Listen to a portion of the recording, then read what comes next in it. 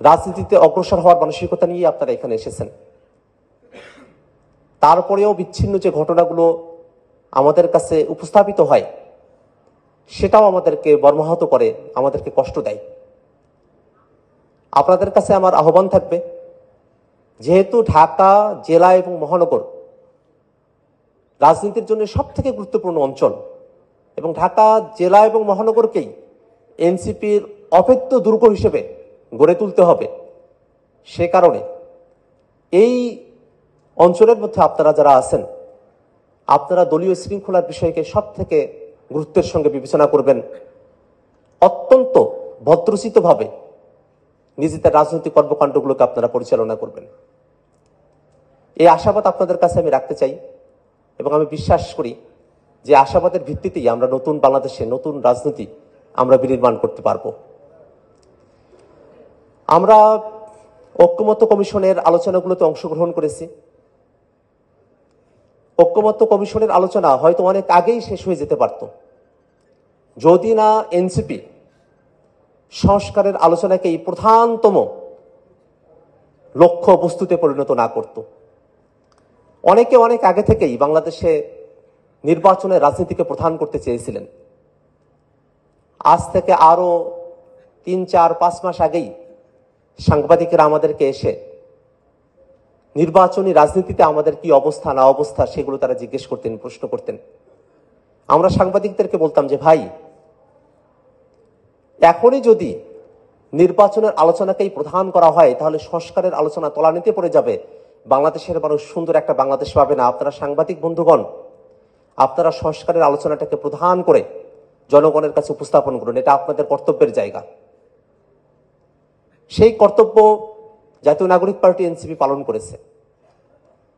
আমরা ঐক্যমত্য কমিশনের আলোচনাগুলো যখন শেষ পর্যায়ে চলে এলো, যখন মোটা দাগে রাজনৈতিক দলগুলো অনেকগুলো প্রস্তাবনার ব্যাপারে একমত, সে সময়টাতে ঐক্যমত্য কমিশন চেয়েছিল বাস্তবায়নের আলোচনা ব্যতি রেখেই ঐক্যমত্য কমিশনের সমাপ্তি টানতে, কিন্তু জাতীয় নাগরিক পার্টি এনসিপির দাবির প্রেক্ষিতেই পরবর্তী ধাপে ঐক্যমত্য কমিশন আবারও আলোচনায় বসে। সেই আলোচনাতে রাজনৈতিক দলগুলো শুরুতে আইনি ভিত্তি দেওয়ার ব্যাপারে অনেকের আপত্তির জায়গা থাকলেও শেষে এসে আমরা একমত হয়েছি।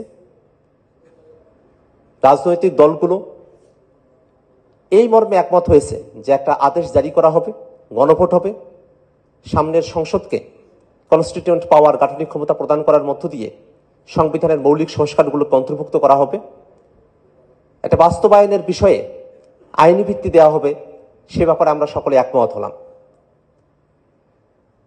প্রথমত জুলাই সনদকে আইনি ভিত্তি দেওয়া হবে, এই জায়গাটাতেই রাজনৈতিক দলগুলোকে একত্রিত করা সম্ভবপর হচ্ছিল না।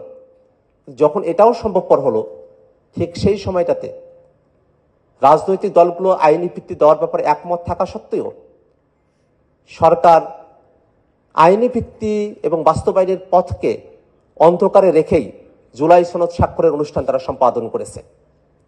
জাতীয় নাগরিক পার্টি সেই অনুষ্ঠানে অংশগ্রহণ করে নাই। আমরা সরকারের কাছে এবং ঐক্যমত্য কমিশনের কাছে উদাত্ত আহ্বান রেখেছিলাম যে জুলাই সনদ বাস্তবায়নের আইনি ভিত্তি, আদেশ, গণভোট এবং সাংবিধানিক সংস্থাদের দ্বিত্ব ক্ষমতার বিষয়কে পরিষ্কারভাবে জাতির কাছে উপস্থাপন করার মধ্য দিয়েই জুলাই সনদ কেবলমাত্র পরিপূর্ণতা পেতে পারে।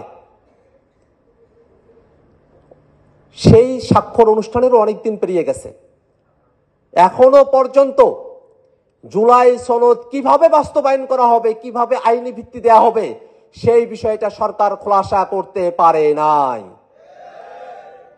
যদি জাতীয় নাগরিক পার্টি সেদিনই সেই সনদে স্বাক্ষর করত, সেদিনই জুলাই সনদের অপমৃত্যু সংঘটিত হয়ে যেত। জুলাই সনদ যতটুকু জ্যান্ত রয়েছে, জাতীয় নাগরিক পার্টির দাবির কারণে বাস্তবায়নের পথরেখা সুনির্দিষ্ট করতে চাওয়ার কারণেই জুলাই সনদ এখনো জনমানুষের কাছে উজ্জ্বল অবস্থায় রয়েছে। আমরা সরকারের কাছে উদাত্ত আহ্বান জানাই, অতি দ্রুত জুলাই সনদের আইনি ভিত্তি এবং বাস্তবায়নের পথ পরিষ্কার করতে হবে।